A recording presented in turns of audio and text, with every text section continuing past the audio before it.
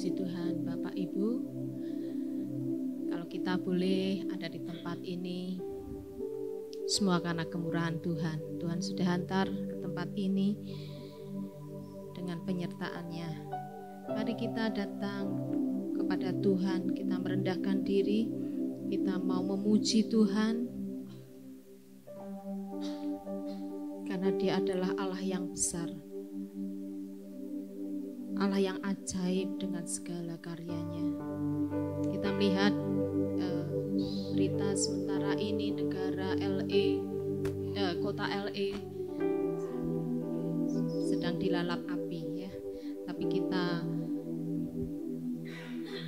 boleh berkata kepada Tuhan, biarlah itu boleh menjadi satu waktu Tuhan untuk boleh menyelamatkan bangsa-bangsa, untuk boleh mengenal Dia lebih lagi. Mari kita datang kepada Tuhan, kita rendahkan diri di hadapan Tuhan. Haleluya. Bapa kami yang baik, kami bersyukur untuk sore hari ini, untuk waktu yang sudah Tuhan berikan kepada kami. Kami mengucap syukur, biarlah waktu ini boleh kami gunakan untuk kami boleh bersekutu, mendekatkan diri kepada Engkau ya Allah, untuk kami boleh menjalani hari-hari kami semakin dekat kepada Engkau. Kuduskan kami, layakkan kami, dan biarlah Tuhan Engkau terus mendapati kami untuk berkenan dan sempurna di hadapan Tuhan. Kami mau meninggikan nama-Mu ya Tuhan, kami mau besarkan nama-Mu, karena Engkau Allah yang hidup, Allah yang layak disembah. Dengan segala keperkasaan dan kekuatan tangan-Mu, Engkau dapat membalik semuanya Tuhan. Dan kami percaya Tuhan, sore hari ini Tuhan membawa kami dari kemuliaan menuju kemuliaan, dari anugerah menuju anugerah yang sudah Tuhan sediakan buat kami, dan kami boleh menerima serta menikmatinya. Terima kasih Tuhan, sore hari ini kami boleh menikmati hadirat-Mu, kami boleh merasakan, dan ajar kami Tuhan untuk terus merendahkan diri di hadapan Tuhan. Terima kasih, terpujilah nama-Mu ya Tuhan. Haleluya. Bisa dan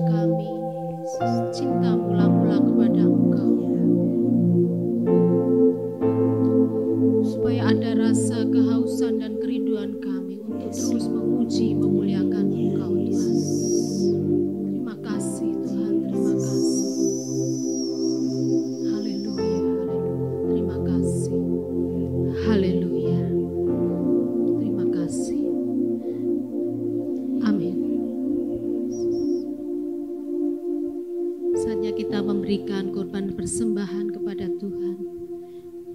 Nanti dengan kasih Ibu Saragih untuk berdoa. Kami rindu, kami terus menyenangkan hati-Mu Tuhan. Lewat pujian penyembahan kami, Tuhan bertahta atas pujian yang kami naikkan. Kami rindu terus melekat kepadamu, memberikan korban syukur kami kepadamu Tuhan, atas segala kebaikan-Mu Tuhan Yesus. Kalau sebentar kami akan memberikan sebagian korban syukur kami kepadamu. Kuduskan, sucikan korban syukur kami Tuhan, untuk berguna bagi pelebaran kerajaan-Mu di tempat ini. Tuhan memberkati setiap tangan yang memberikan maupun yang belum memberikan, Tuhan juga memberkati. Terima kasih Bapa, terima kasih Tuhan Yesus, terima kasih Allah Roh Kudus. Kami mau memberi dengan penuh sukacita kepadamu Tuhan. Hanya di dalam nama Tuhan Yesus kami mempersembahkan korban syukur kami. Haleluya, amin. Kita pujikan, bekerjalah ya Roh Kudus. Haleluya. Bekerjalah ya Roh Kudus, bertatalah lebih lagi urapan-Mu.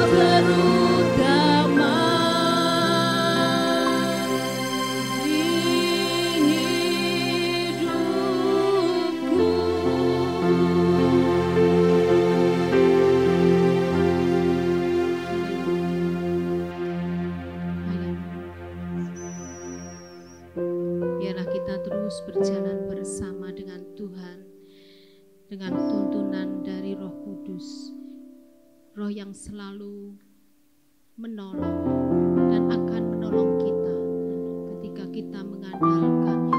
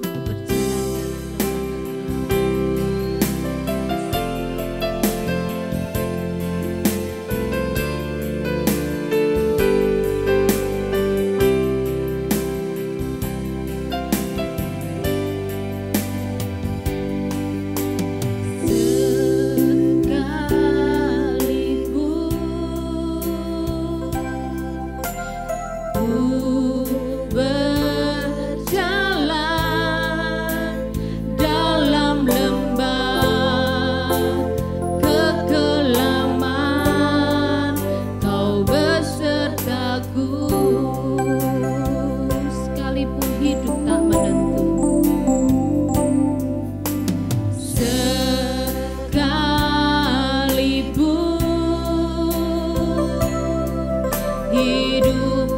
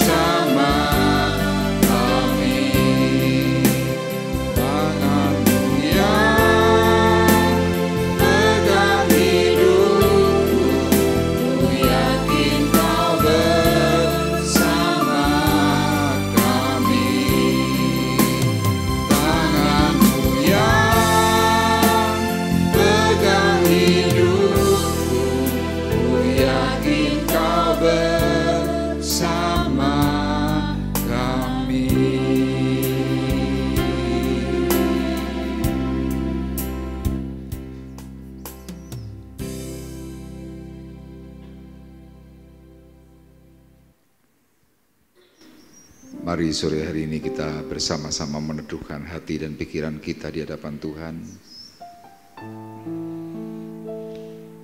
Terus belajar mempercayai setiap hal, setiap perkataan yang Tuhan ajarkan.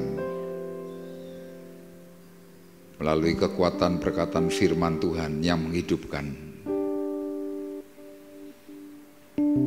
Firman itu mampu merubahkan, dan firman itu mampu memberikan kebaikan.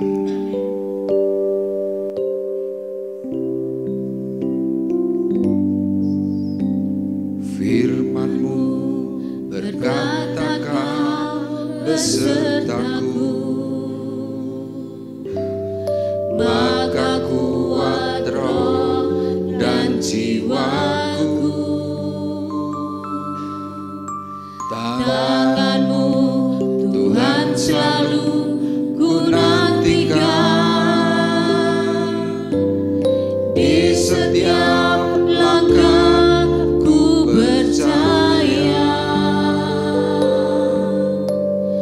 Firman-Mu berkata Kau besertaku,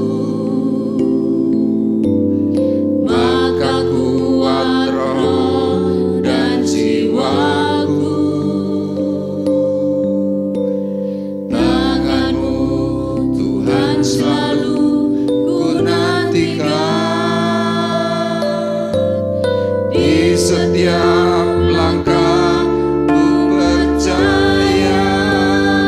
Dengan sayap-Mu ku akan terbang tinggi di tengah badai hidup.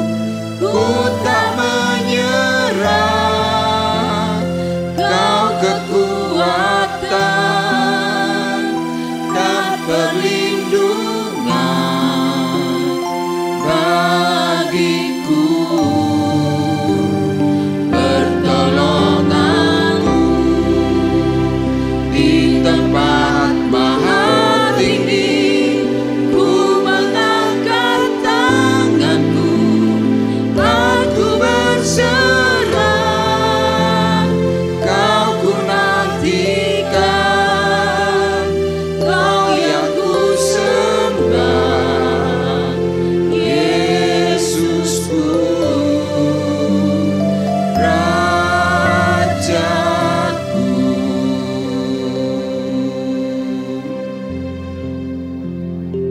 Kita percaya bahwa melalui segenap perkataan firman yang Tuhan ajarkan akan merubahkan hidup, merubahkan paradigma, bahkan merubahkan hal-hal yang buruk menjadi hal yang baik. Tuhan, sore hari ini kami bersama-sama mempersiapkan hati, mempersiapkan pikiran kami di hadapan Tuhan. Untuk sebentar Tuhan, kami bersama-sama akan menerima anugerah perkataan firman. Tuhan, beri kami pengajaran yang mendalam, beri kami arahan pengertian, sehingga segenap perkataan firman yang sebentar akan kami terima, kami boleh pahami dengan baik, dan kami boleh melakukan dengan benar. Berbicaralah secara khusus dari hati ke hati, untuk kami semuanya yang hadir.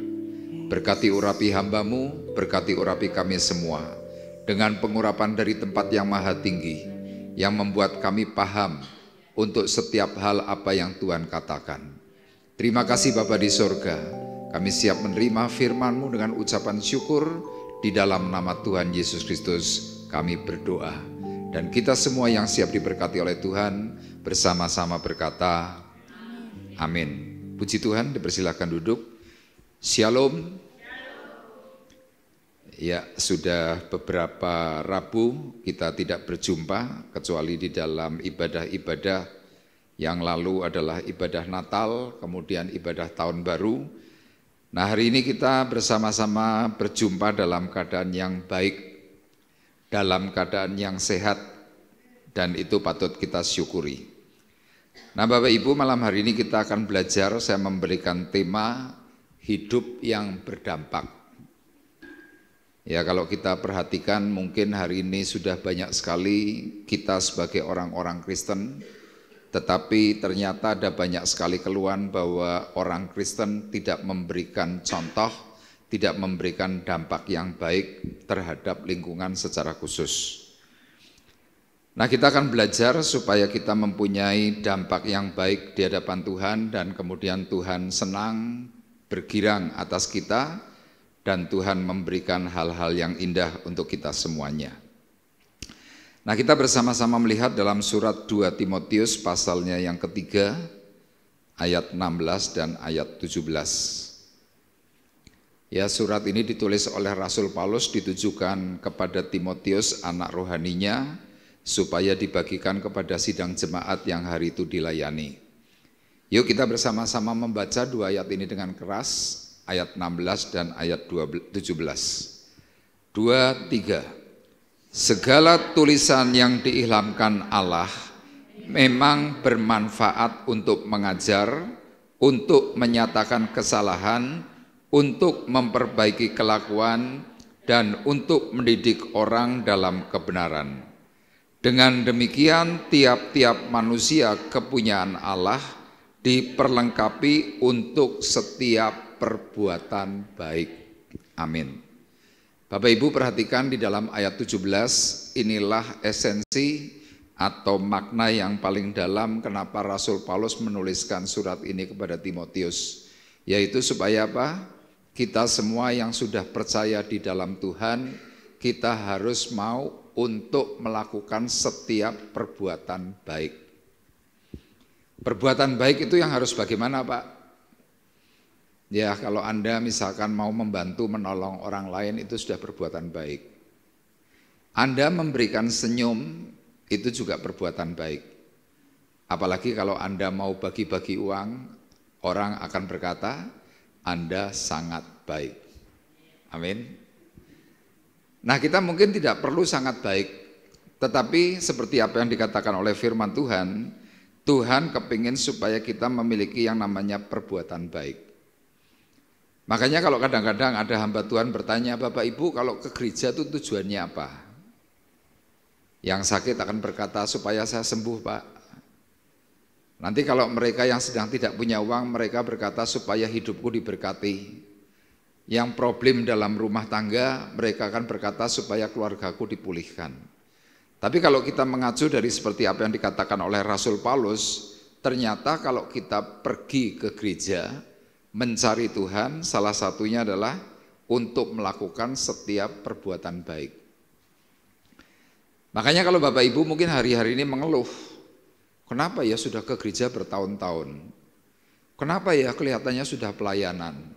Kenapa ya kok kelihatannya sudah jadi pengurus, sudah jadi begini begitu, tapi kok enggak ada baiknya? Nah, saya khawatir seperti apa yang dikatakan oleh Rasul Paulus ketika hari itu Paulus melihat bahwa orang-orang yang dilayani oleh Timotius ternyata tidak menyerap perkataan firman Tuhan itu dengan benar. Makanya Rasul Paulus kemudian memberikan penjelasan, apa tujuanmu ibadah, apa tujuanmu hidup dalam Tuhan. Nah, melalui perkataan firman Tuhan, Paulus mengingatkan, segala tulisan yang diilhamkan Allah memang bermanfaat. Jadi kalau ada kata-kata memang bermanfaat, artinya ketika ada orang mendengar perkataan firman, firman itu belum tentu juga bermanfaat. Betul enggak? Makanya orang kadang-kadang berkata, duwe kuping apa ora? Nah, besok hari Minggu Tuhan Yesus berkata, barang siapa mendengar, siapa bertelinga, hendaklah ia mendengar. Ternyata ada banyak sekali orang punya telinga, tapi tidak mendengar. Nah, Paulus mengingatkan bahwa sekali lagi tulisan yang diilhamkan Allah yaitu firman Tuhan atau Alkitab kita memang bermanfaat yang pertama untuk mengajar. Mengajar artinya apa? Kita perlu sebuah kedisiplinan. Guru mengajar kepada murid. Murid dalam bahasa Inggris itu memakai kata disciple.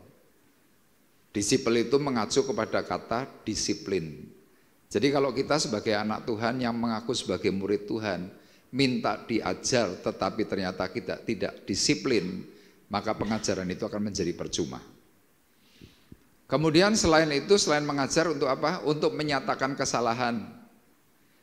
Tapi hamba Tuhan ketika seperti saya misalkan menyampaikan perkataan firman, kemudian di antara saudara ada yang sedang salah, saya menyampaikan, saya nggak bermaksud nyindir, tapi nanti tiba-tiba saudara akan berkata apa?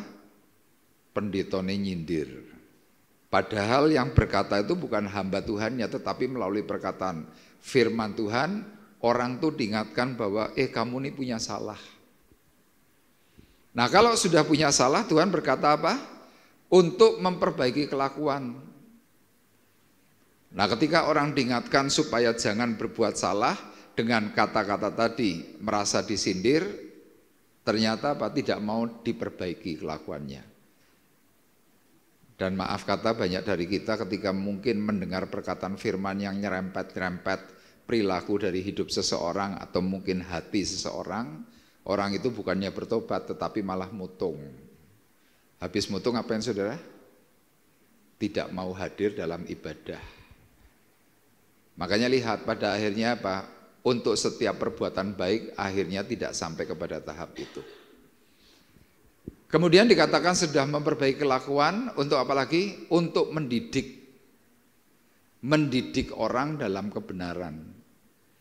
Nah untuk mencapai yang namanya benar inilah yang saya katakan apa? Sulit.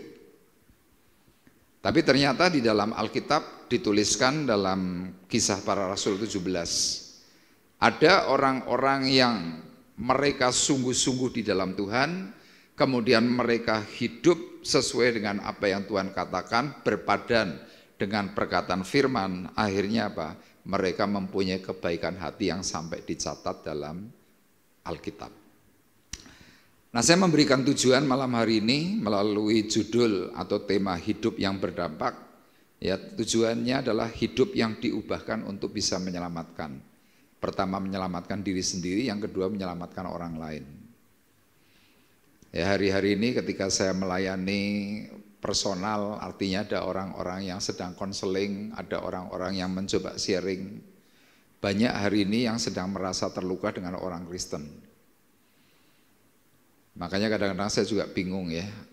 Kita seringkali hari ini mungkin sudah rajin dengar ini apa? YouTube. Bapak Ibu mungkin yang suka nonton khotbah ini sekarang macam-macam. Ada yang berkualitas sampai yang mungkin ecek-ecek. Saudara mungkin lihat. Kita ambil yang berkualitas, tapi ternyata kita tidak memiliki kualitas yang semakin baik. Ya makanya melalui perkataan firman Tuhan malam hari ini, biarlah kita yang hadir bisa memiliki kualitas yang lebih, sehingga kita diselamatkan dan kita juga bisa menyelamatkan yang lain. Amin. Nah eksposisi kita hanya 3 ayat dalam Kisah Para Rasul pasal 17, ayat 11 sampai dengan ayat 13. Yuk kita akan baca secara bergantian, saya akan bacakan ayat 11, Bapak Ibu ayat 12, ayat 13 kita baca bersama-sama.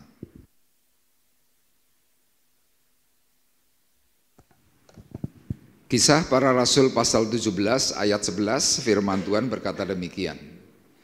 Orang-orang Yahudi di kota itu lebih baik hatinya daripada orang-orang Yahudi di Tesalonika. Karena mereka menerima firman itu dengan segala kerelaan hati dan setiap hari mereka menyelidiki kitab suci untuk mengetahui apakah semuanya itu benar demikian. Banyak di antara mereka yang menjadi percaya, juga tidak sedikit dari antara perempuan-perempuan terkemuka dan laki-laki Yunani. Bersama-sama. Tetapi ketika orang-orang Yahudi dari Tesalonika tahu bahwa juga di Berea telah diberitakan firman Allah oleh Paulus, datang jugalah mereka ke sana menghasut dan menggelisahkan hati orang banyak. Amin.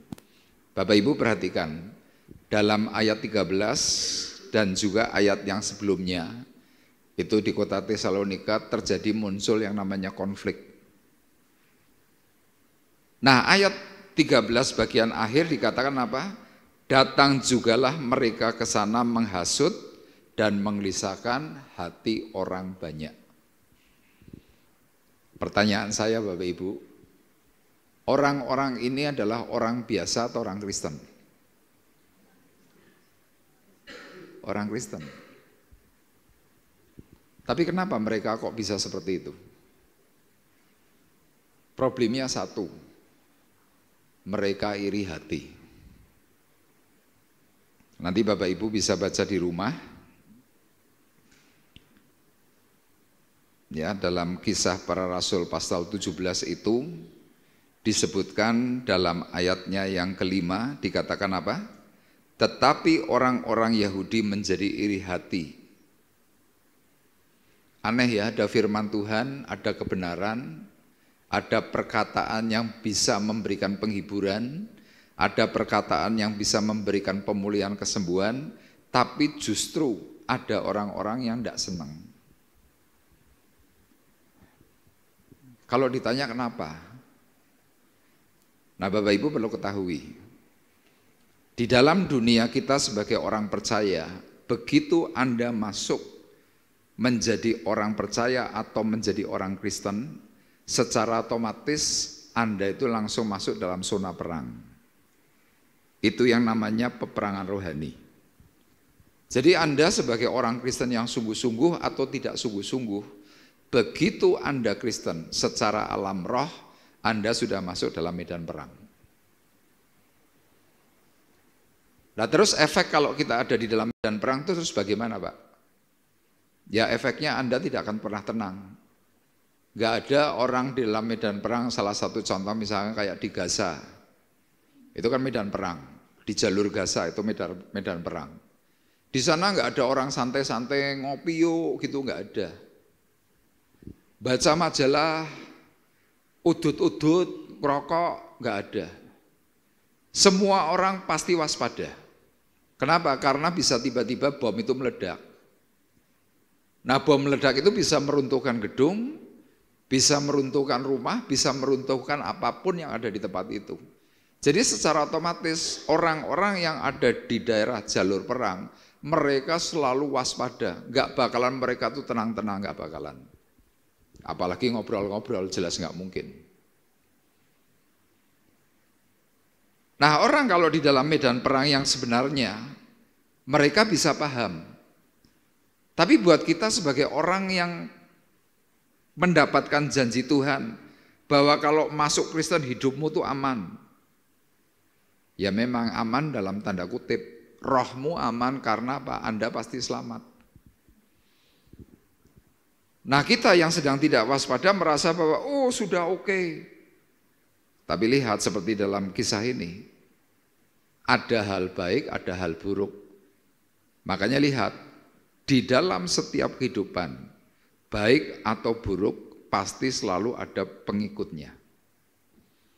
Jadi kalau seandainya saya khotbah ngawur gitu misalkan, ya saya pasti punya pengikut. Khotbah benar saya juga punya pengikut. Makanya kalau kadang-kadang Anda mungkin mendengar bahwa ada pendeta yang melenceng begitu, tapi pengikutnya kok banyak. Ya ini dunia, ada sisi gelap, ada sisi terang. Nah seandainya kita tidak waspada, apa yang terjadi? Seperti di dalam ayat 5. Orang-orang Kristen itu ketika mendengar perkataan firman tiba-tiba hatinya tuh bisa iri. Loh kok bisa iri, datang dari mana? Iblisnya nyusup. Kenapa mereka bisa kesusupan oleh setan, oleh iblis? Karena mereka tidak mengambil perlengkapan senjata Allah. Yang sampai pada akhirnya kemudian bagaimana? Mereka selalu menggelisahkan hati orang banyak, ini ayat 13. Datang jugalah mereka ke sana menghasut. Ya hasutan ini pasti perkataannya pasti enggak enak. Dari hasutan itu muncul apa? Kegelisahan. Kita yang tadinya sudah benar dihasut, mulai mikir yang macam-macam. Nah yang tadi saya sampaikan, pada akhirnya hidup kekristenan tidak memberikan dampak, tidak memberikan hasil positif. Kenapa? Orang-orang yang sedang tidak kuat akhirnya gugur. Orang-orang yang mungkin sedang tidak bersungguh-sungguh, ketika melihat sebuah situasi seperti itu, mereka memilih cari aman, keluar. Nah untuk memberikan pemberesan ini yang akhirnya apa? Berat. Kenapa? Masing-masing personil pasti akan mempunyai sebuah penilaian. Makanya malam hari ini kita mau belajar bersama-sama agar hidup itu bisa berdampak. Yang pertama dimulai dari berpegang pada perkataan Tuhan. Ya, dalam ayatnya yang ke-11 bagian A, Bapak Ibu perhatikan. Orang-orang Yahudi di kota itu lebih baik hatinya daripada orang-orang Yahudi di Tesalonika. Alasannya kenapa mereka bisa baik hatinya? Karena mereka menerima firman itu dengan segala kerelaan hati.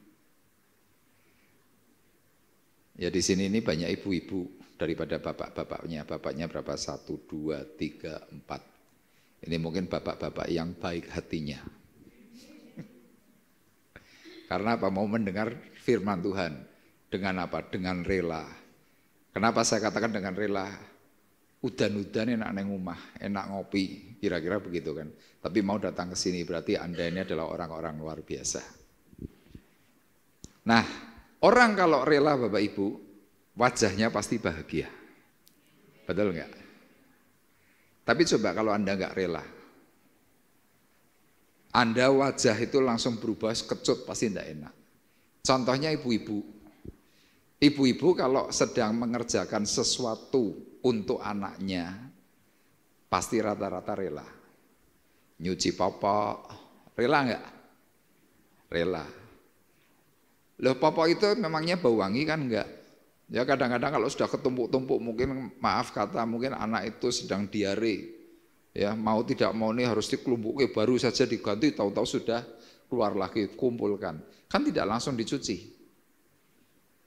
Tapi kenapa ibu-ibu kok sambil nyuci popok itu kok ya sambil iso senyum-senyum, iso merasa pokoknya baik-baik aja. Dasarnya karena apa? Kerelaan hati bahwa oh ini buah hati. Anda rela. Anda nyapu rumah dengan kerelaan, mungkin rumahnya besar. Ya, kayak rumahnya Pak David itu besar, 2000 meter. Anda bisa bayangkan nyapu 2000 meter tangannya kejulu, betul kan? Tapi coba kalau dengan rela hati kesel enggak? Ya kesel, tapi hatinya senang. Kita enggak usah cerita rumah besarnya 1000 atau katakanlah 2000 meter. Kalau Anda enggak rela rumahmu ukuran tipe 45, Anda enggak rela, Anda mesti nyapu karo kobrak-kabruk. Wajahmu sudah tidak bahagia. Andai kata mungkin suamimu sedang pulang dari kantor atau dari kerja, Anda menyambutnya sudah dengan dingin, langsung teriak-teriak, ya aku enak, senang-senang melaku-melaku, kene nyapu ngepel, nyuci, dan sebagainya. Kenapa Anda ngomel? Tidak rela.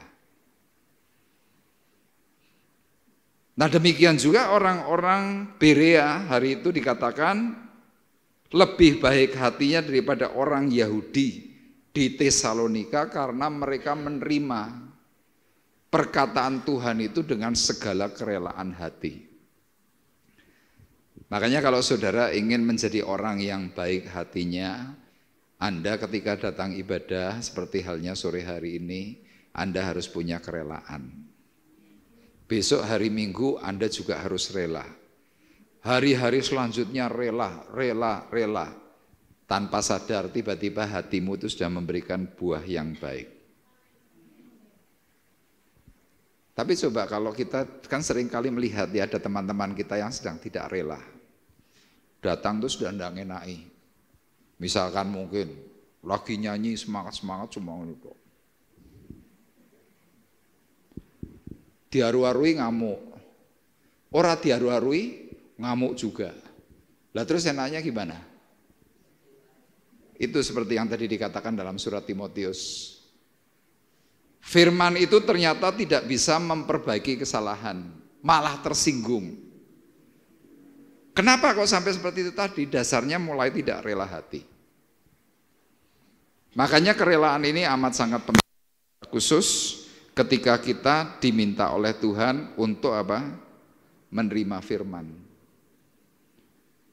Jadi kalau Bapak Ibu perhatikan hal yang paling utama dampak daripada seseorang yang menerima perkataan firman Tuhan itu adalah dampak yang paling utama adalah kita ini mengalami sebuah perubahan hati yang luar biasa. Makanya saya tuliskan demikian dalam poin 1. Dampak yang pertama dimunculkan adalah lebih baik hatinya. Hal itu bisa terjadi karena pembacaan dan mendengarkan firman Tuhan dengan kerelaan adalah hal yang saling berkaitan untuk mengubahkan hidup. Jadi waktu Bapak Ibu seperti malam hari ini kan mendengar perkataan firman. Nanti saudara di rumah baca firman, itu ternyata ada kaitannya. Ada orang yang hobi membaca, tapi kerap kali ada keluhan. Bocok Alkitab saben dina tapi podo wae. Betul enggak? Dan sebaliknya ada orang yang rajin ibadah, mendengarkan firman tapi tidak pernah membaca. Tidak berubah juga. Nah sekarang kita akan lihat penjelasannya Rasul Paulus kepada sidang jemaat Roma. Ya pasalnya yang ke-10 ayat 8 sampai dengan 13, kemudian ayat 17. Bapak Ibu perhatikan baik-baik. Ini penjelasannya Rasul Paulus kenapa hal membaca dengan mendengar itu berkaitan dan bisa merubah seseorang. Tetapi apakah katanya ini firman itu dekat kepadamu yakni di dalam mulutmu dan di dalam hatimu, itulah firman iman yang kami beritakan. Jadi hal yang pertama ketika seseorang ingin mengalami sebuah perubahan hati, perubahan hidup dikatakan apa? Firman itu ada di dalam mulut, di dalam hati. Ini yang tadi saya katakan, mendengar, membaca. Anda mungkin akan mempertanyakan, bedanya apa orang membaca firman, kemudian dengan orang menghafalkan firman, bedanya apa? Kalau Anda hafal firman, misalkan contoh, kita hafal doa Bapa kami. Bapa kami yang di surga dikuduskanlah namamu, datanglah kerajaanmu, jadilah kehendakmu di bumi seperti di surga dan lain sebagainya. Itu Anda hafal. Tapi coba kalau Anda sedang menghadapi orang kerasukan, perkataan hafalanmu itu disampaikan kepada yang bersangkutan mempan enggak? Yang kerasukan. Enggak mempan. Kenapa? Karena hafalan itu jiwa. Memang kadang-kadang penjelasan seperti ini kadang-kadang tidak masuk akal. Tapi kalau nanti kapan-kapan Bapak Ibu punya sebuah pengalaman seperti itu dibuktikan, baru itu masuk akal. Nah orang kalau waktu diberi pemberitaan hal tentang hafalan, orang kerasukan itu loh nggak bergeming. Tapi begitu Anda mulai ambil Alkitab kemudian dibacakan hal yang sama. Bapa kami yang di surga, dikuduskanlah namamu. Orang kerasukan bisa tiba-tiba manifest. Bisa begitu. Makanya Paulus memberikan sebuah penekanan terlebih dahulu dalam hal pembacaan firman. Firman itu dekat padamu, dekat saya, dekat saudara. Di dalam mulut, di dalam hati. Jadi Rasul Paulus itu memberitakan itu bukan hanya cuma sekedarnya enggak. Tapi dua unsur ini lengkap. Kemudian Paulus berkata, sebab jika kamu mengaku dengan mulutmu bahwa Yesus adalah Tuhan dan percaya dalam hatimu bahwa Allah telah membangkitkan dia dari antara orang mati, maka kamu akan diselamatkan. Itu komplit. Jadi waktu kita ini percaya dalam hati, kemudian saudara mulai ngaku dalam mulut, keselamatan itu muncul.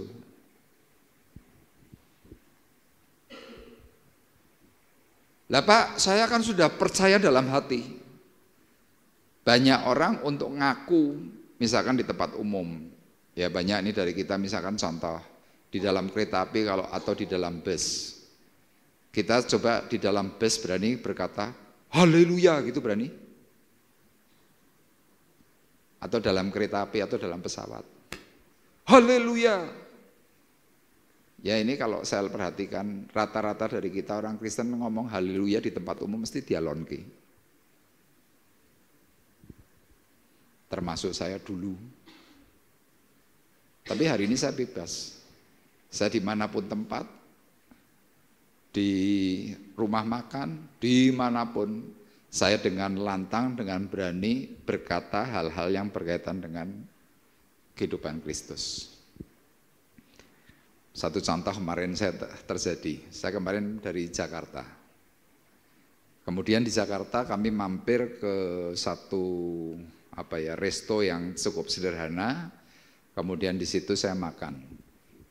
Ketika saya sedang pesan makanan, tiba-tiba ada telepon berdering dari Semarang. Pak Arif, tolong Pak, suami saya didoakan Pak. Saya tanya, kenapa? Oh, suami saya marah-marah, nafas sesak. Memang lagi masuk ke HDU. Kemudian saya tanya, kenapa? Dia ceritakan. Nah kemudian sewaktu dia sudah cerita, kemudian saya bilang, sekarang tolong ya, handphonenya di speaker, kita berdoa. Nah ini kan banyak orang lagi makan. Saya berdoa aja itu di tempat keramaian begitu, sebelumnya saya nyanyi. Saya nyanyi lagu pujian Aku percaya Tuhanku ajaib, Kau turun tangan memulihkanku. Nyanyi. Kemudian saya berdoa di telepon. Tuhan, pokoknya saya doanya seperti biasa itu agak keras. Tiba-tiba ada seorang pria itu menghampiri Yakobus. Tanya, Bapak gerejanya mana? Terus Yakobus jawab, oh kami dari Semarang, dari gereja GBT. Loh itu siapa yang lagi doa? Oh itu pendeta. Selesai saya tutup telepon, orang ini menghampiri saya. Begitu menghampiri langsung bilang, Pak, bisa enggak Bapak tolong doakan saya? Saya pandang dulu, ini orang Tionghoa penuh dengan tato. Saya pandang, saya bilang, bisa Pak? Tolong ya Pak, doakan saya. Saya nanya, mau doa apa Pak? Enggak tahulah, pokoknya nanti Bapak kan tahu sendiri, kira-kira seperti itu. Nah kemudian saya tanya, Bapak namanya siapa? Dia sebutkan nama saya si A. Gitu. Udah saya doakan, di tempat umum juga seperti itu. Selesai, kemudian orang itu makan, saya kembali melanjutkan makan. Saya masih makan, orang ini sudah selesai. Tiba-tiba dia pergi ke kasir, kemudian dia bawa nota. Pak, terima kasih ya, ini sudah saya selesaikan. Saya hitung, saya lihat 362.000 dibayari. Akibat apa? Tidak malu untuk menyebut nama Tuhan Yesus.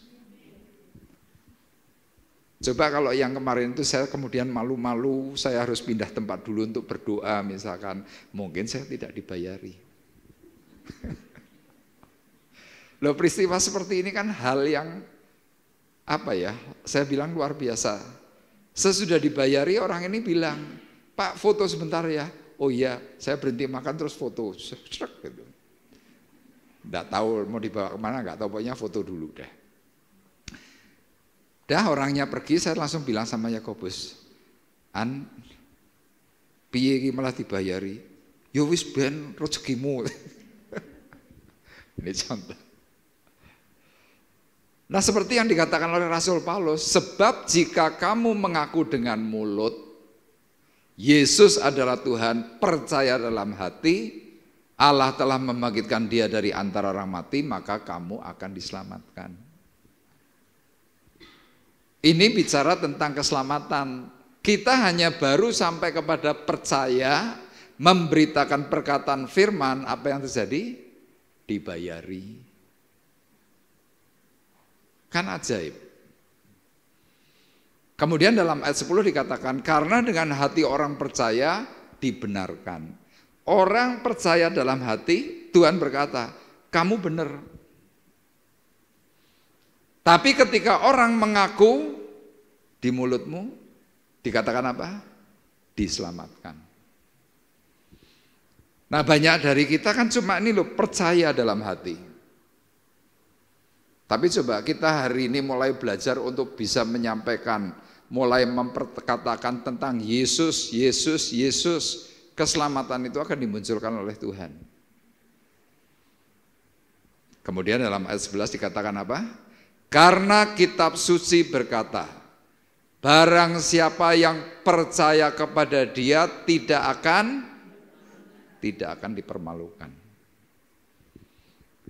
Bapak Ibu, saya mendapatkan ayat ini itu tahun 1999. Saya waktu dahulu ketika sedang mengalami proses dipanggil oleh Tuhan, Tuhan bicara tentang Roma, yang dulu saya pikir itu adalah merek biskuit, ternyata adalah surat Roma. Saya sejak hari itu saya mulai baca Alkitab itu dari surat Roma. Pasal 1, pasal 2, pasal 3, pasal 4. Dan tiba-tiba di dalam pasal 10 inilah saya mendapatkan rema. Makanya sejak hari itu saya kalau membaca Alkitab itu selalu bersuara. Bersuara, bukan di batin. Saya mulai bersuara, sampai pada akhirnya apa? Saya tahu, barang siapa percaya kepada Dia tidak akan dipermalukan. Loh, di sini kan banyak sekali kan orang-orang yang mengalami, ya salah satu contoh misalkan anaknya Bu Jimmy itu si Kevin, ya kan? Kalau Bapak Ibu kan tahu Kevin yang kemarin gimana? Di tempat keramaian langsung nyungsep, di tempat keramaian langsung kumat. Kunci yang saya berikan cuma apa, Vin? Mulai hari ini kamu baca Alkitab sebanyak mungkin. Dia tanya caranya gimana, Om? Caranya mulai dibaca dengan diperkatakan, jangan dalam hati. Sudah itu dilakukan. Dan ajaib ketika orang ini mulai melakukan, yang terjadi apa? Pemulihan terjadi. Itu yang firman Tuhan katakan apa? Tidak akan dipermalukan. Makanya kalau orang hidup di dalam Kristus, peristiwa apapun yang dahulu mungkin secara duniawi itu memalukan, tapi kalau kita di dalam Kristus, kita cerita nih loh hal yang dulu paling jelek dari hidup kita, tetapi kita diubahkan oleh Tuhan, ya biasa-biasa aja, gak bakalan malu. Kenapa? Tuhan sudah memberikan jaminan barang siapa percaya kepada Tuhan tidak akan dipermalukan. Nah kemudian dalam ayat 12 dan 13 Bapak Ibu perhatikan. Sebab tidak ada perbedaan antara orang Yahudi dan orang Yunani. Karena Allah yang satu itu adalah Tuhan dari semua orang. Kaya bagi semua orang yang berseru kepadanya. Kaya di sini ini bukan hanya cuma kaya secara materi. Tapi hidup kita ini benar-benar diperkaya dalam berbagai hal. Makanya Rasul Paulus di dalam surat Korintus itu berkata, orang hidup di dalam Tuhan sudah diperkaya di dalam berbagai hal dan juga perkataan. Makanya bagi Bapak Ibu yang sungguh-sungguh di dalam Tuhan, mungkin Anda kemarin minder. Anda mungkin dulu nggak pinter ngomong, Anda dulu nggak pinter berdoa, Anda dulu nggak bisa apa-apa. Tapi coba di dalam Tuhan. Contohnya Pak Bekti. Orang itu gagapnya minta ampun. Tapi lihat ketika dia hidup di dalam Tuhan secara sungguh-sungguh, saya dulu sampai pernah berpikir, lah yo, wong kok pinter men ya. Ngomong saben minggu ora entek-entek. Kira-kira saya dulu pikirnya gitu. Begitu saya ikut di dalam Tuhan secara sungguh-sungguh, ya kan hari ini kan saya setiap minggu mungkin bisa sekian kali itu khotbah. Kadang-kadang saya mikir meh ngomong apa ya, meh ngomong apa. Tapi faktanya lihat, ketika saya berdoa Tuhan tuh bisa beri hikmat. Dan perkataan itu macam-macam. Timbulnya dari mana? Dari Tuhan. Nah kemudian ayat 13 kemudian diulang lagi oleh Paulus. Sebab barang siapa yang berseru kepada nama Tuhan akan diselamatkan. Tadi kalau di dalam ayat 9 dikatakan apa? Percaya dalam hati Allah telah membangkitkan dia dari antara orang mati, maka kamu akan diselamatkan. Ayat 13 ditambahi, sebab barang siapa berseru kepada nama Tuhan akan diselamatkan. Jadi artinya kalau Bapak Ibu ingin mengalami sebuah perubahan hidup, yang diutamakan pertama nih hatimu. Hatimu percaya penuh enggak? Kalau hatimu sudah mulai percaya penuh, tinggal kau berseru. Berseru kepada nama Tuhan, diselamatkan. Nah yang paling istimewa ini ayat 17. Yuk kita baca bersama-sama, 2, 3. Jadi iman timbul dari pendengaran, dan pendengaran oleh firman Kristus.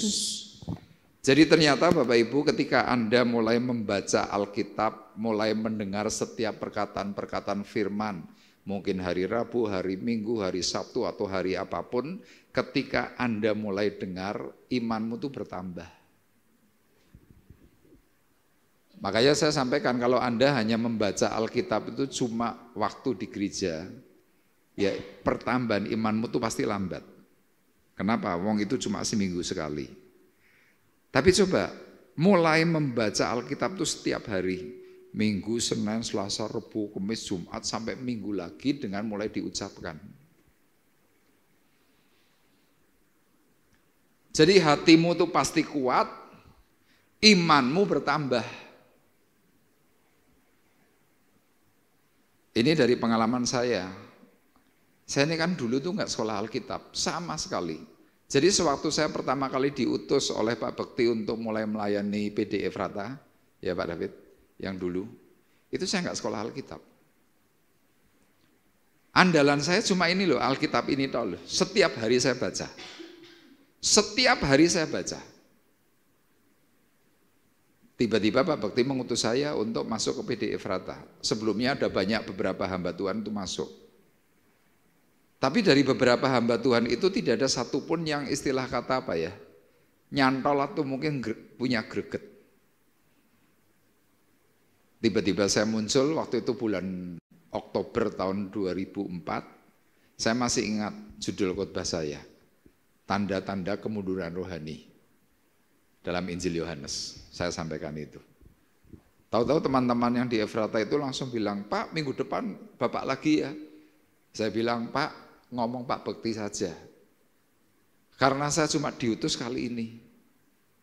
Jadi kalau Pak Bekti setuju ya berarti minggu depan saya datang lagi. Ternyata Pak Bekti setuju, saya datang lagi. Itu sampai dengan mendekati bulan Desember. Terus. Jadi waktu itu saya datang tuh kira-kira 5:30, kemudian persekutuan kira-kira jam 6, sharingnya kadang sampai jam 2 malam. Pak Bekti selalu tanya, jam 2 kuwi sing di-sharing ke apa? Itu setiap minggu loh Pak Ibu. Dan teman-teman saya banyak yang gugur. Mereka berkata kepada saya, wes pokoknya nek melu Arif malam yang panjang. Sampai Semarang mesti rata-rata jam 3, itu setiap Selasa waktu itu. Jadi hanya berdasarkan perkataan firman, ternyata apa? Bisa memberikan dampak. Sama Bapak Ibu yang hari ini mungkin merasa, ya contoh aja, di dalam rumah tanggamu. Anda kadang-kadang mungkin ngomong dengan istri, dengan suami, suami dengan istri, semuanya serba salah paham. Betul nggak? Banyak kan dalam keluarga seperti itu. Termasuk saya dulu seperti itu. Saya dulu kalau ngomong dengan istri saya, 10 patah kata, dia bisa 20. Saya 20, dia bisa 50. Jadi artinya apa? Setiap hari itu padu. Ora ono sing bener. Loh saya sempat dahulu berpikir, neng ini kawin nganggo apa ya? Isinya padu, dan padu. Tapi ajaib, ketika saya mulai membaca perkataan firman Tuhan, saya mulai membaca, baca.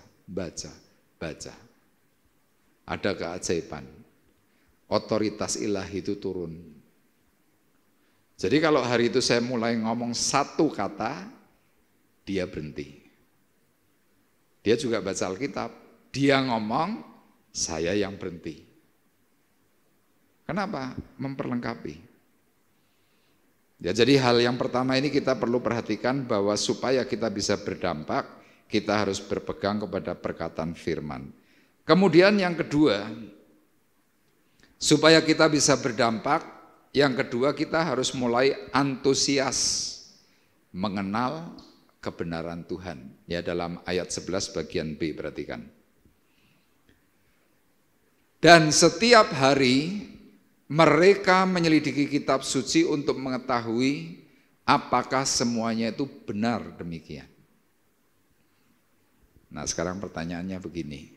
Bapak Ibu kalau di rumah lebih banyak baca Alkitab atau dolanan iki? Ayo ngaku yang jujur. Banyak ini atau banyak ini? Banyak ini ya. Saya kadang-kadang kalau pagi itu ya, saya kan ada banyak juga WA yang masuk gitu. Saya coba meniti. Kalau saya mulai buka WA, klek, saya mulai lihat jam. Sebentar, dalam hati saya kan begitu. Begitu saya sudah mulai berhenti, 1,5 jam. WA tok, itu mulai dari balesi, orang chatting, orang ngajak doa, ada kirim artikel, ada yang TikTok rohani, TikTok itu ini dan itu 1,5 jam. Terus gimana? Padahal ayat ini berkatanya apa? Setiap hari mereka menyelidiki kitab suci. Kalau kita kan enggak, menyelidiki TikTok, Instagram, YouTube, terus apa meneh? Wes komplit lah. Makanya lihat hidup kita ini sekarang banyak terpengaruh dengan ya hal-hal yang umum. Sudah sekarang kita ini mau bersama-sama belajar terbuka. Ya terutama kaum wanita, kaum mbak-mbak, tacik-tacik dan sejenisnya. Nek ora selfie karo banyak sekali kan. Saya kemudian mencoba cari tahu. Ternyata kan mungkin Bapak Ibu juga nonton juga.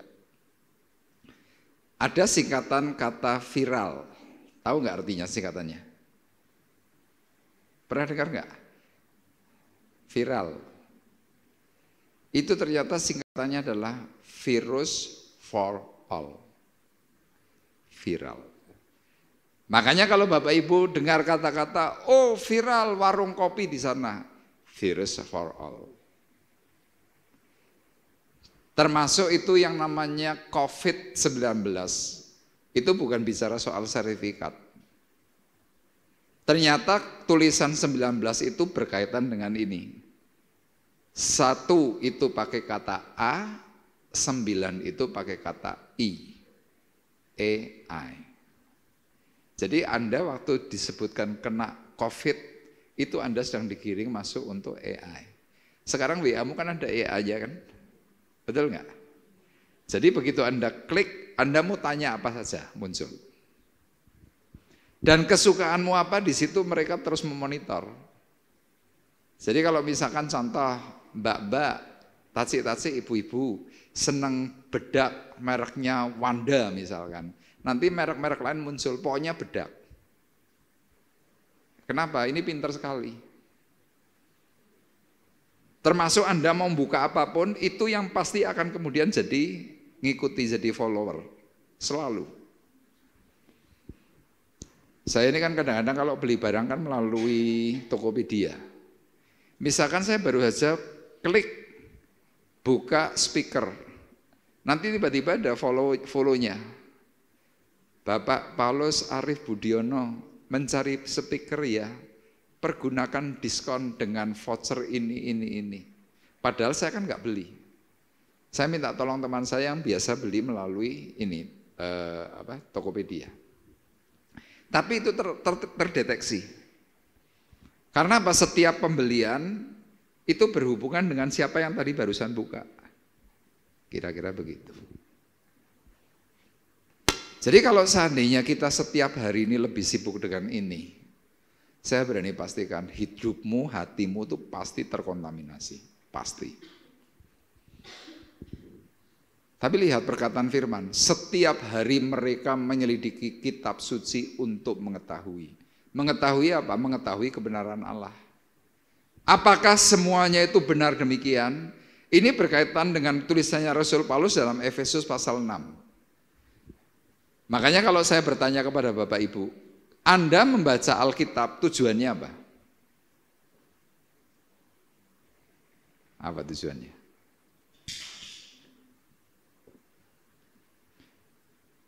Kita membaca Alkitab, tujuan dari membaca Alkitab itu adalah kita membentengi diri.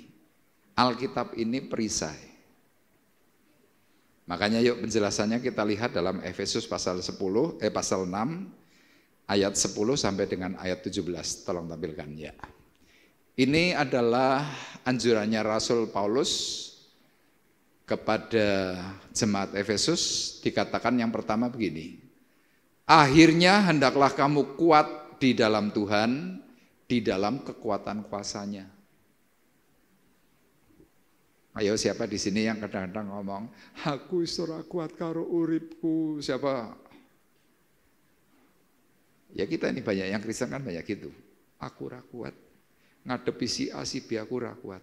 Tapi anjurannya apa? Akhirnya, hendaklah kamu kuat di dalam Tuhan. Kenapa Paulus berkata akhirnya? Apakah kata akhirnya itu sudah ending? Kan enggak. Justru kata akhirnya itu adalah mengawali segala sesuatu. Akhirnya kamu lulus SD, sudah selesai? Tidak. Akhirnya kamu lulus SMP, sudah selesai? Belum. Akhirnya lulus SMA, akhirnya kamu kuliah.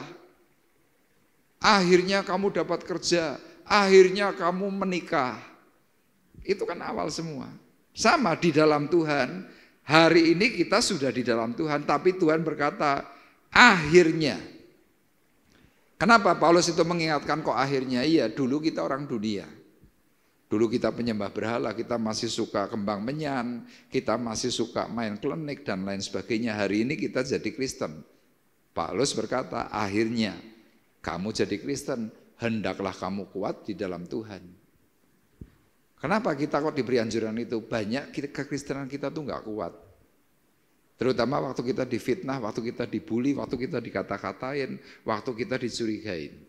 Kita kan seringkali nggak kuat. Tapi Paulus sekali lagi berkata, akhirnya hendaklah kamu kuat di dalam Tuhan, di dalam kekuatan kuasanya. Terus bagaimana caranya supaya engkau kuat? Kenakanlah seluruh perlengkapan senjata Allah supaya kamu dapat menang atau bertahan? Bertahan. Kenapa Paulus tidak berkata supaya kamu dapat menang? Kita belum selesai. Jadi selama kita ini masih hidup, kita itu masih mengikut Tuhan. Kekuatan kita tuh cuma isone tahan tok, sudah. Kenapa iblis tuh pasti akan nyerang Anda tuh setiap hari? Makanya bertahan. Ambil perlengkapan senjata Allah. Apa itu? Firman Tuhan. Supaya dapat bertahan melawan tipu muslihat iblis. Jadi Bapak Ibu perlu pahami semua yang Anda alami itu semuanya tipu muslihat. Anda dicaci, Anda dibully, Anda dikata-katain, diomong yang paling tidak enak. Itu semuanya tipu muslihat. Apus-apusan lah kira-kira gitu. Nah kemudian Paulus mengingatkan, karena perjuangan kita bukan melawan darah dan daging. Jadi kalau Anda hari ini punya seteru, Anda punya musuh, mungkin itu teman seiman, mungkin itu temanmu yang dahulu, Anda hari ini bermusuhan. Paulus mengingatkan, wong kuwi dudu musuhmu. Anda memusuhi saya bilang, saya bukan musuhmu. Tapi musuhmu siapa? Pemerintah-pemerintah, penguasa-penguasa, penghulu dunia yang gelap, roh-roh jahat di udara. Ada 4 jajaran. Pemerintahan setan, penguasa iblis, penghulu dunia, roh jahat. Anda melihat mereka enggak? Kan enggak. Tapi mereka bisa melihat kita. Masing-masing kita punya kelemahan. Kelemahan itu yang pasti disikat. Kelemahan saya sampai hari ini loh, hati saya. Saya ini hatinya tuh lemah. Kenapa? Saya paling nggak tahan. Ini hati saya. Makanya apa? Orang nyerang saya itu bukan hal-hal yang lain. Ya pasti urusannya masalah hati. Gosip, fitnah, ini dan itu. Nah sekarang pertanyaannya, masalahmu apa? Kalau masalahmu adalah duit, ya duit akan terus jadi masalah hidupmu. Hatimu nggak masalah. Tapi duit pasti masalah. Terus apa lagi? Kesehatan. Ada orang yang sedemikian bingung dengan kesehatan dirinya. Itu yang akan terus nanti diserang. Mumet sithik bingung. Loro weteng sithik bingung. Itu nanti diserang. Terus apa lagi? Anda khawatir dengan pasangan hidupmu? Pasangan hidupmu pun akan jadi masalah. Kenapa? Iblis itu selalu pakai supaya pasangan hidupmu tuh mengganggu dirimu. Jadi masing-masing itu pasti punya kelemahan yang siap untuk dihantam. Ya ini ayat 12, sekarang ayat 13. Ini anjurannya. Yuk kita bersama-sama membaca ayat 13, 2, 3. Sebab itu ambillah seluruh perlengkapan senjata Allah, supaya kamu dapat mengadakan perlawanan pada hari yang jahat itu dan tetap berdiri sesudah kamu menyelesaikan segala sesuatu. Apa itu segala sesuatu? Sakit hati, kecewa, benci, mangkel, dendam, kepahitan. Kalau Anda tidak selesaikan itu, Anda baca ini sehari 50 pasal percuma. Kenapa percuma? Firman ini tidak berfungsi. Makanya lihat orang-orang yang tidak mau membereskan hatinya terlebih dahulu di hadapan Tuhan. Terus kecewa, terus. Kalau ditanya baca Alkitab enggak? Baca. Tapi yang dihasilkan itu sedikit. Mungkin yang masuk 10%. Makanya anjuran Rasul Paulus jelas, sebab itu artinya apa? Kalau Anda ingin bisa memenangkan peperangan rohani, sebab itu ambillah seluruh perlengkapan senjata Allah yaitu firman Tuhan sesudah menyelesaikan segala sesuatu. Ayo, kelemahan kita kan masing-masing sudah tahu. Berarti kelemahannya apa? Loro jantung, loro mah, loro ndas, boyok. Lo sudah kalau dicek sudah berapa tahun? Mungkin sekian tahun, bahkan mungkin sebelum COVID. Pertanyaan saya, kok ora mari-mari? Marine kok selok berarti kumat meneh? Kalau ditanya baca Alkitab enggak? Baca. Meskipun mungkin porsinya enggak banyak. Tapi kenapa kok masih tetap seperti itu? Belum menyelesaikan segala sesuatu. Loh saya berani ngomong begini kan karena saya ngelakoni. Jadi selama itu tidak dibereskan, apapun yang jadi keinginan hati kita, kita ingin berdampak kepada orang lain, itu sangat berat. Makanya kalau kita selesaikan segala sesuatu, kemudian anjuran ayat 14, berdirilah tegap, berikat pinggangan kebenaran, berbaju sirah keadilan, benar, adil. Benar dan adil itu susah. Nah kemudian cara yang paling baik adalah apa? Kakimu berkasutkan kerelaan untuk memberitakan Injil. Damai sejahtera. Nah sekarang saya mau tanya, kalau Bapak Ibu baca ayat 15 pengertiannya gimana? Bu Vivi, pengertiannya apa Bu? Ayat 15. Kakimu berkasutkan rela untuk memberitakan Injil damai sejahtera. Kebanyakan orang pasti mikirnya apa? Kita harus pelayanan, gitu kan? Kira-kira gitu enggak? Salah. Yang benar adalah, ini kan Efesus 6 itu kan mulai dari ayat 10 sampai 20 itu kan untuk personil. Jadi kalau kita ini supaya bisa kuat membereskan peperangan rohani itu caranya apa? Kita nih harus rela untuk membaca Alkitab ini, memberitakan Injil. Waktu baca muncul yang namanya damai. Kakimu berkasutkan kerelaan untuk memberitakan Injil terhadap diri sendiri, damai sejahtera. Makanya kalau orang tidak pernah membaca Alkitab, tidak pernah memberitakan Injil kepada diri sendiri, uripe mesti kemerungsung. Fokusnya siapa? Orang lain. Tapi coba kalau kita fokus merenungkan firman Tuhan itu siang dan malam, yang direnungkan apa? Firman, bukan yang lain. Fokus kepada firman membuat hasilnya apa? Damai. Tetangga kita mau jengkir wale, meh ngene, ngamuk-ngamuk dan lain sebagainya, itu bukan urusan kita. Amin. Loh Pak, terus kalau ada orang-orang yang seperti itu gimana? Nah besok Anda tanya, baca Alkitab enggak? Itu sudah simpel.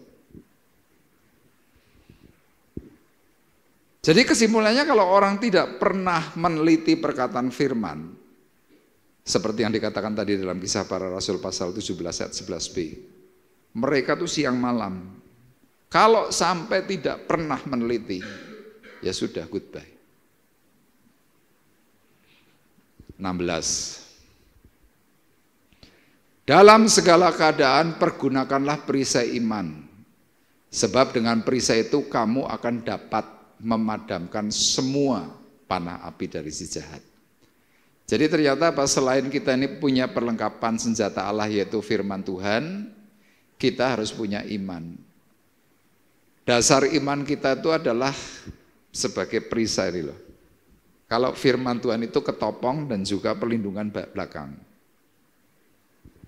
Jadi waktu Anda punya baju sirah ini iman, Anda diserang, Anda bisa nangkis. Anda punya ketopong firman Tuhan, Anda punya perisai belakang, Anda ditusuk dari belakang, ora apa-apa.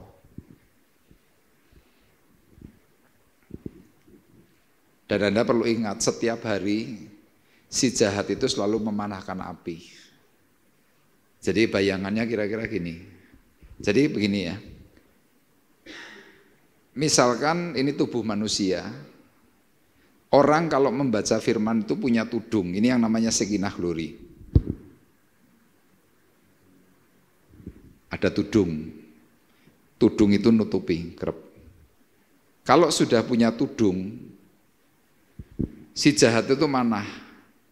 Kalau tidak punya tudung nancep. Jep. Tapi kalau punya tudung cuma gini loh. Twing. Twing. Kira-kira gitu.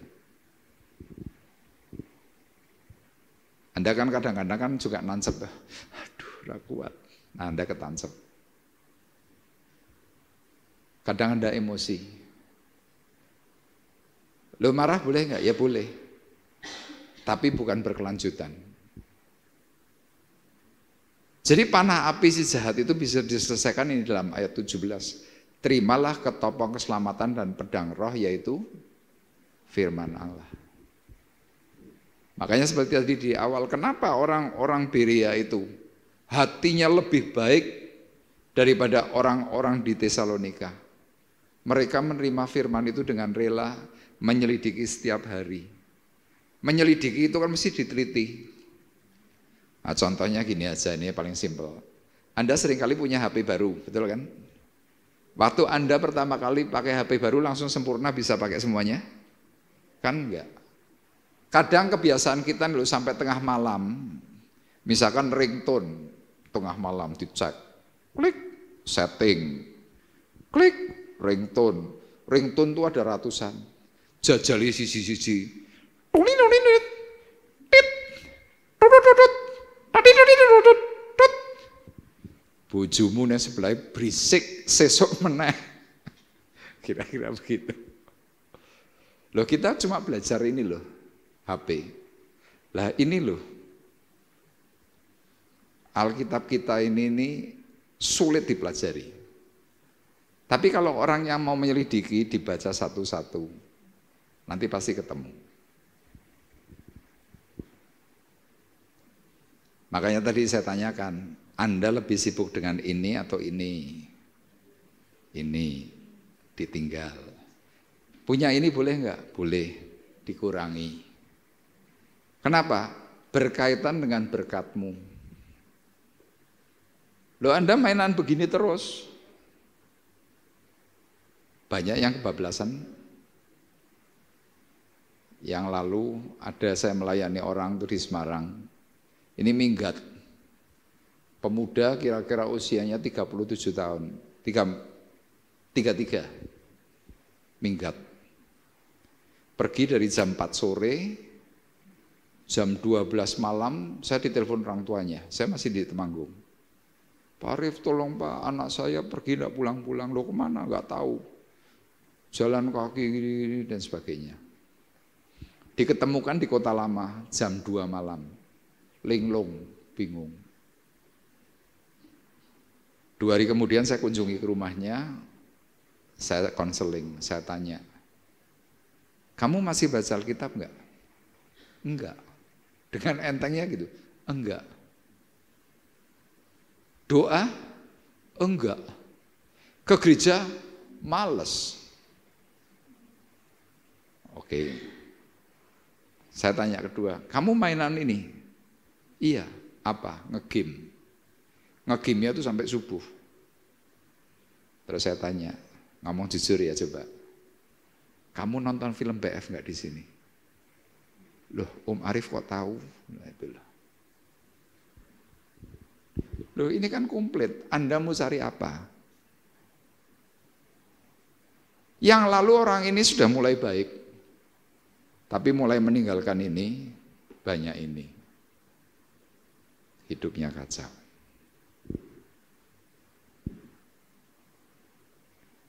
Kadang-kadang tuh, aduh, mumet ya ngurusi yang seperti itu. Tapi ini fakta terjadi. Sudah 2 poin, masih ada waktu sebentar. Yang terakhir, orang yang memiliki dampak positif itu akan mempunyai dampak yang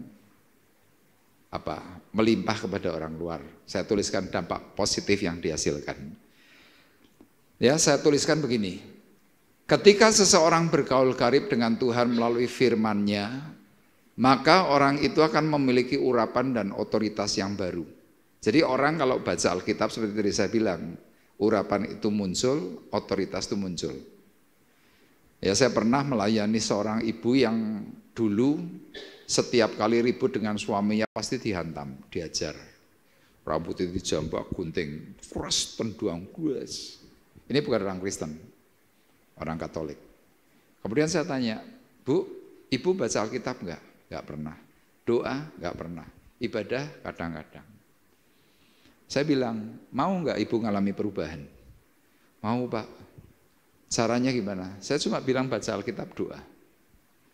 Kemudian saya bilang, nanti kita 1 bulan lagi ketemu ya Bu. Orang ini orang luar kota. Sebulan lagi saya ketemu. Waktu ketemu saya tanya, gimana Bu suaminya? Sama Pak, masih marah-marah. Saya penasaran, mosok toh? Masih mukul Ibu? Enggak Pak, marah-marahnya masih, tapi sekarang enggak bisa megang saya. Jadi kalau dulu marah kan mesti ngampleng, jambak, rambut digunting, tendang. Ini enggak, cuma marah-marah tok.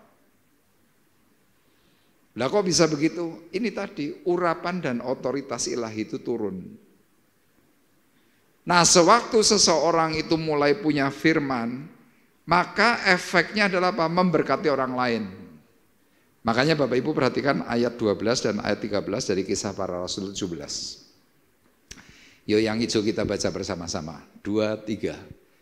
Banyak di antara mereka yang menjadi percaya, juga tidak sedikit di antara perempuan-perempuan terkemuka dan laki-laki Yunani. Jadi Bapak Ibu bisa perhatikan, orang cuma baca Alkitab, hatinya baik, urapan itu terimpartasi. Makanya kalau Bapak Ibu rajin baca Alkitab, mungkin orang ini yang tadinya itu enggak urusan, tiba-tiba jadi tertarik. Seperti satu contoh ya, kemarin kan hari Minggu kan ada tamu, Pak Toto ya Pak David, Pak Toto. Saya berani pastikan Pak Toto itu orangnya pasti rajin baca Alkitab. Kenapa? Penjelasannya itu kan panjang tuh kan, ya poin 1, 2, 3 poinnya cukup panjang.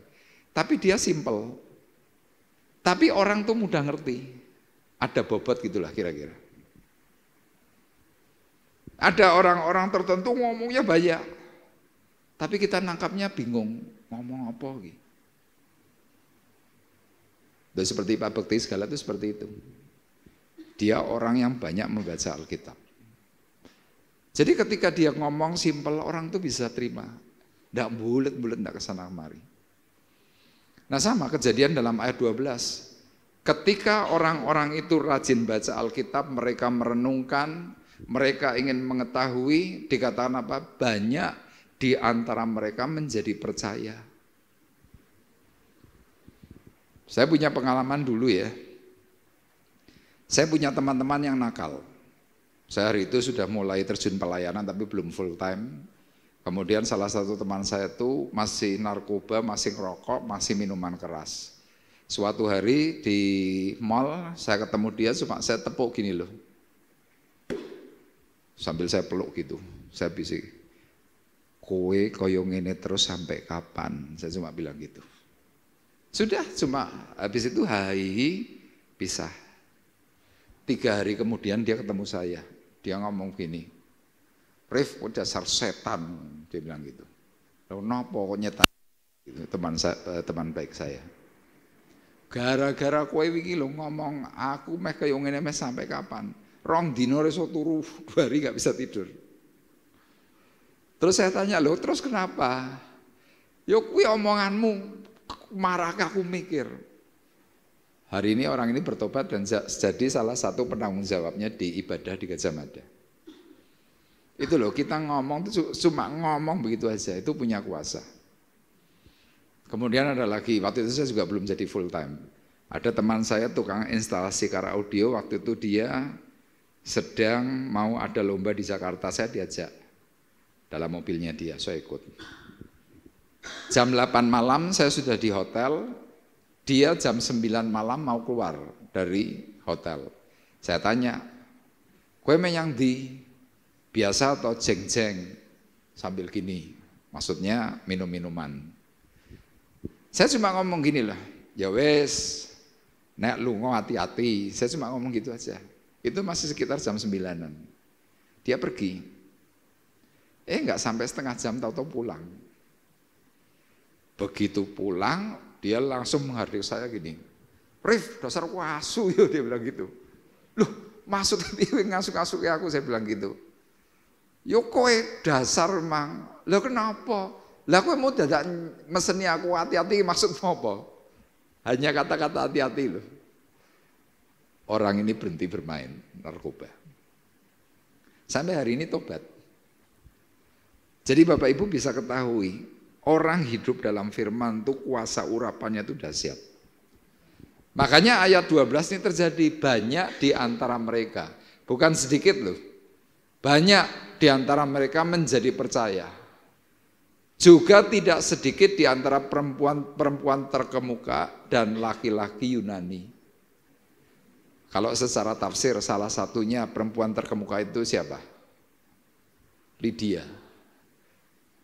Orang kaya dari Tiatira, itu salah satunya, bertobat. Nah kemudian yang hebat, orang baca firman Tuhan tidak terkontaminasi oleh ayat 13. Tetapi orang-orang Yahudi dari Tesalonika tahu bahwa juga di Berea telah diberitakan firman Allah oleh Paulus, datang jugalah mereka ke sana menghasut dan menggelisahkan hati orang banyak. Orang punya kekuatan firman, mau dengar berita yang paling negatif, tidak urusan. Makanya dalam poin 3 saya tuliskan demikian, coba. Ketika seseorang bergaul karib dengan Tuhan melalui firman-Nya, maka orang itu akan memiliki urapan dan otoritas baru yang akan memberkati orang lain, dan selain itu, orang itu tidak mudah terkontaminasi dengan keburukan orang lain. Jadi Anda nanti kan punya lingkungan yang pasti kurang baik. Anda tetap lurus. Lingkunganmu mungkin bikin omongan tidak karuan, Anda tetap lurus. Lingkunganmu mungkin bikin kekacauan, Anda tetap lurus. Kenapa? Orang yang berpegang kepada perkataan firman, proteksinya itu tinggi. Amin. Makanya biarlah perkataan firman Tuhan malam hari ini bisa menjadi berkat buat kita, dan kita kembali semangat untuk baca Alkitab setiap hari. Maka yang terjadi adalah hidupmu pasti berdampak, dampak yang positif. Amin. Tuhan memberkati kita semuanya. Kita akan menaikkan pujian yang terakhir tadi, firman-Mu berkata, Kau besertaku.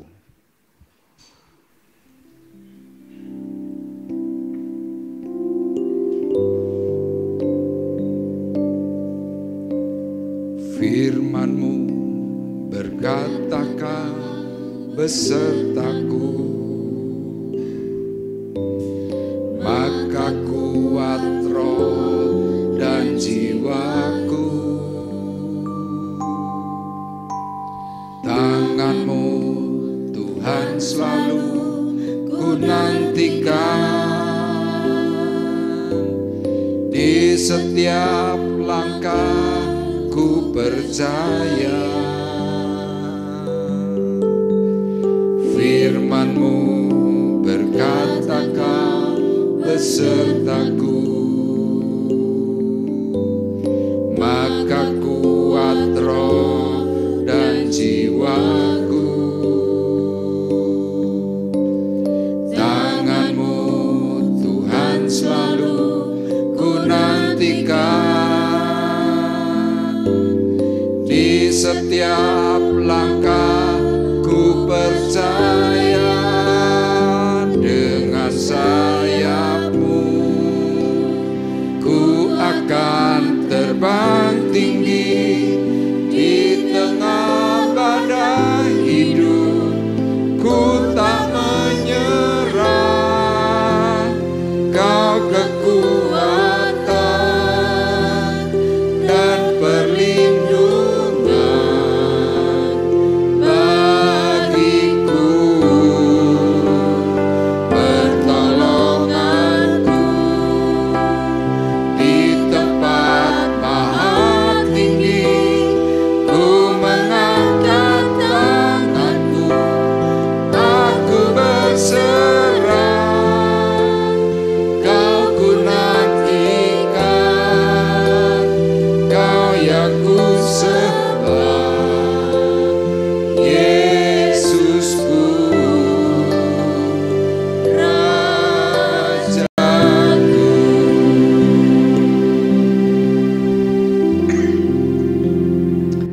Mari bersama-sama kita merenungkan sejenak dari setiap bagian yang firman Tuhan sudah sampaikan. Ada sesuatu yang dahsyat, ada sesuatu yang ajaib ketika seseorang bergaul karib dengan Tuhan melalui pembacaan dan juga mendengar perkataan firman. Firman-Nya jelas berkata, orang Yahudi di kota Berea itu lebih baik hatinya daripada orang-orang Yahudi di Tesalonika, karena mereka menerima firman itu dengan segala kerelaan hati. Mari di tahun yang baru kita kembali mengambil komitmen, baca firman Tuhan sebanyak mungkin. Baca dan terus baca. Dampak yang terbesar adalah hatimu diubahkan oleh Tuhan. Dampak yang terbesar dari perkataan firman, engkau akan memberkati, memberikan impartasi yang baik terhadap lingkunganmu, secara khusus di dalam hidup keluargamu. Keluargamu akan ditolong, keluargamu akan diselamatkan, dan keluargamu akan dicukupkan. Karena di dalam firman Tuhan ada kekuatan ilahi. Roma pasal 1 ayat 16 berkata, Injil adalah kekuatan Allah yang menyelamatkan bagi setiap orang percaya. Rasul Paulus berkata, Injil adalah kekuatan Allah yang menyelamatkan. Diberi sebuah catatan, bagi setiap orang percaya. Kadang-kadang kita mungkin tidak mengalami perubahan, tetapi mungkin kita berkata dalam hati, aku sudah baca firman. Tetapi mungkin dalam hidupmu kau selalu mempertanyakan, benar enggak? Benar enggak? Hari ini mari kita bersama-sama ubah pola pikirmu. Seperti halnya orang-orang Berea hari itu. Firman Tuhan berkata setiap hari mereka menyelidiki kitab suci untuk mengetahui apakah semuanya itu benar. Yakini ketika engkau mau setiap hari merenungkan perkataan firman Tuhan itu siang dan malam, engkau bisa mengambil bagian di pagi hari, bisa mengambil bagian di siang hari ketika engkau mempunyai waktu luang, mengambil bagian di malam hari ketika engkau mau tidur. Taruh HP-mu sebentar, letakkan itu sejenak, beri waktu yang terbaik untuk Tuhan. Niscaya ada sesuatu yang besar terjadi. Mungkin kau yang hari ini rindu supaya mungkin keluargamu diselamatkan. Kerinduan itu bisa terjawab kalau engkau mau memperlengkapi seperti apa yang Tuhan katakan. Dibuktikan dalam Alkitab di tempat ini, banyak di antara mereka yang menjadi percaya. Banyak, bukan sedikit. Dan mari bersama-sama ambil komitmen yang baru. Ambil komitmen di hadapan Tuhan. Tuhan, aku mau untuk mulai malam hari ini membaca kembali perkataan firman Tuhan. Terima kasih Tuhan untuk ingat-ingatan yang Kau sampaikan kepada kami semuanya. Haleluya.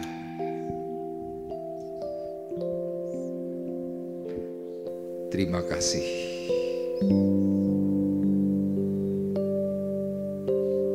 Firman-Mu berkatakan besertaku, maka kuat roh dan jiwaku. Tangan-Mu Tuhan selalu ku nantikan, di setiap langkah ku percaya. Firman-Mu berkatakan besertaku, maka kuat roh dan jiwaku. Tangan-Mu Tuhan selalu ku nantikan, di setiap langkah ku percaya.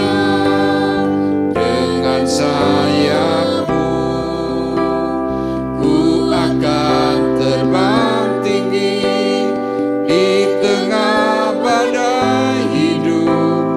Ku tak menyerah, Kau kekuatan dan perlindungan bagiku, pertolonganku di tempat maha tinggi. Ku mengangkat tanganku, aku berserah. Kau ku nantikan, Kau yang ku sembah, Yesusku Rajaku, Rajaku.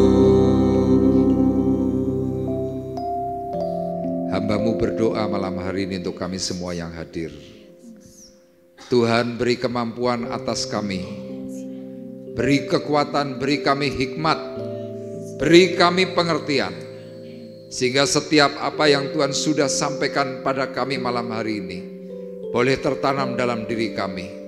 Kami yang sakit disembuhkan oleh Tuhan, yang mengalami kekurangan Tuhan beri kecukupan, yang membutuhkan berkat kasih dan damai Tuhan limpahkan bagi kami semuanya.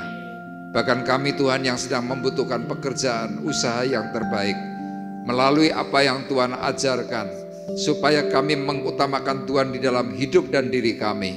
Kami percaya, maka berkat kasih karunia Tuhan, berkat jasmani rohani, turun bekerja melimpah atas kami semuanya. Terima kasih Bapa di surga, inilah doa kami, dan kami bersama-sama berdoa Tuhan untuk gereja-Mu di tempat ini. Supaya Tuhan, kerinduan kami untuk supaya jemaat ditambah-tambahkan, jiwa-jiwa diselamatkan. Itu semua adalah kasih karunia Tuhan. Kami rela Tuhan untuk menghambakan diri kami melayani pekerjaan Tuhan di tempat yang sudah Tuhan tempatkan di sini. Urapi kami, berkati kami, beri kami otoritas yang ilahi, sehingga setiap kali orang bertemu dengan kami, mereka boleh melihat terang cinta kasih Tuhan yang melekat dalam kami semuanya. Terima kasih Bapa di surga, kami bersyukur dan kami juga berdoa Tuhan untuk gereja di tempat ini, supaya untuk setiap perencanaan, untuk hal keuangan Tuhan cukupkan. Kami percaya Tuhan, Allah kami adalah Allah yang hebat. Allah kami adalah Allah yang kaya. Allah kami adalah Allah yang pemurah, yang memberikan kami sesuai dengan kebutuhan yang kami perlukan. Terima kasih Bapa di surga. Dan kalau sebentar kami akan berpisah, hamba-Mu berdoa Tuhan untuk rekan-rekan kami yang tidak bisa hadir. Mereka yang mengalami sakit, mereka yang mengalami kelemahan, bahkan mereka yang sedang mengalami kesibukan. Kami mohon Tuhan supaya Engkau memberikan berkat kepada masing-masing mereka, sehingga untuk hari Minggu, hari Rabu mendatang, mereka boleh kembali hadir untuk memuji dan mempermuliakan nama Tuhan. Beri Tuhan kami aktivitas kekuatan yang ilahi, sehingga dalam jam-jam ibadah yang kami bangun, yang kami persembahkan kepada Tuhan, ada satu roh yang hebat, roh yang semangat dalam kami semuanya, sehingga gereja-Mu akan semakin bertumbuh. Terima kasih. Dan tiba saatnya sekarang kami mengangkat hati, mengangkat tangan kami di hadapan Tuhan. Sidang jemaat Tuhan terkasih, marilah kita bersama-sama pulang dengan membawa berkat, damai sejahtera Allah Bapa di sorga, pulang dengan membawa kasih karunia Tuhan Yesus Kristus. Di dalam persekutuan Roh Kudus, Tuhan memberkati kita semuanya, mulai dari malam hari ini sampai Maranatha datang yang kedua kali.